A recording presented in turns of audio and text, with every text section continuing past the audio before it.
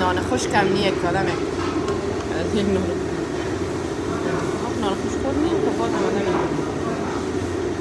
در کنار در پیش آده باشه که لده چه همه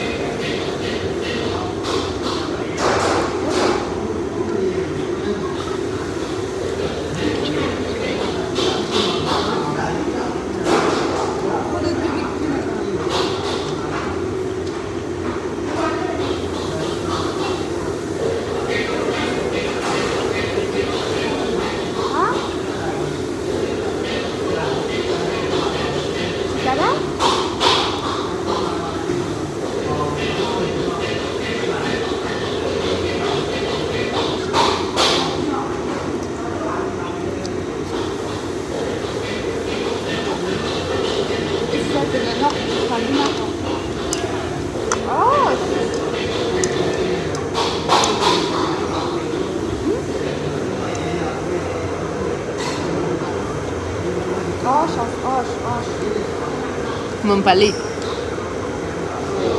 آش منپلی دار صدای تو اینجا مردم وقتا سرد میشن من نشر میکنم میرم های صدای تو میاد که چی میشه آش در سرد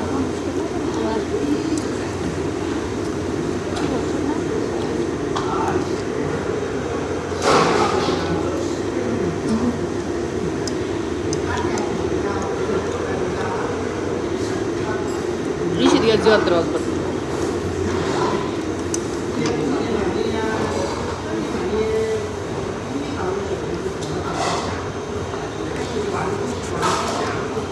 کتابخانه بودیم در خواندن امروز لیلی چیز نورده بودیم اینجا حال ساعت تقریبا دوست دیگه ما آمدیم خوش نشدیم که دوست مسته امروز از اینا آمدم بونیم یکان چیزا بخوریم یکان چیز که ارزان هم باشه حلال هم باشه اینجا تو اینجا خب گوشت خوب یه رقم گوشت داره البته یک مو گوشت خوبش هم میشناسم شاید هم گوشت خرم داشته باشه باز دیگه آمدیم ترانسلیت کرد چند تا رستوران هم میتونیم یکی جگر خوب و یکی خون خوب و مچه چیزا داد چی میکنن گرمه شد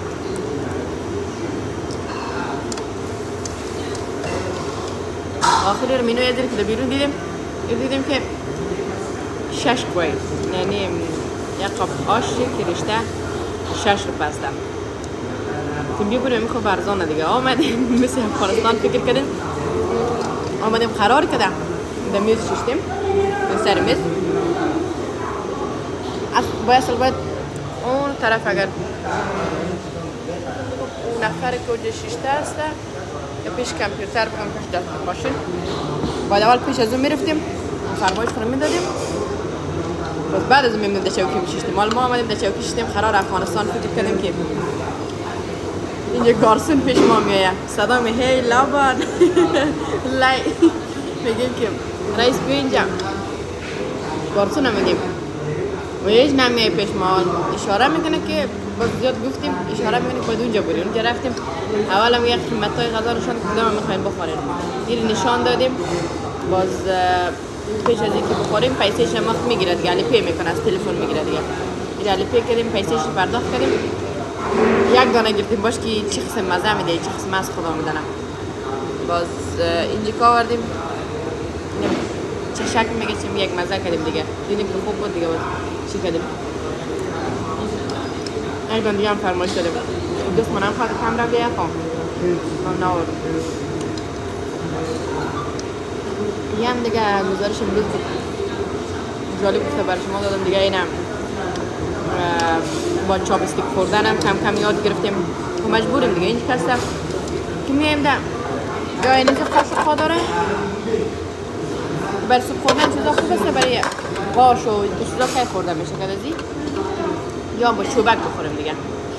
کم حالم دیگه چوبک یاد گرفتیم دیگه. آنچنان یاد نگرفتیم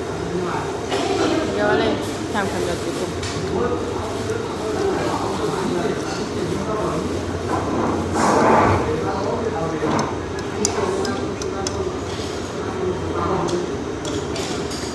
کدی چوبک تنهایی آدم باشه این کاسه باشه خوب خورده میتونن، ولی اگر رفیق داشته باشه و نیم از خود کاسه میمانه نیم دیگه دادان ما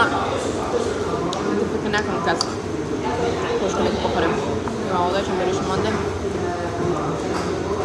خب دیگه حالا یار نگهدار شما بود. این بود گزارش امروز من که انشالله در زودترین فرصت کست پلان‌های دیگه هم دارم، اونا هم عملی میکنم و در پلتفرم‌های دیگه هم میتونم ما رو ببینیم. راستا صحبت کردیم برندن مگه صدای من داشته باشین.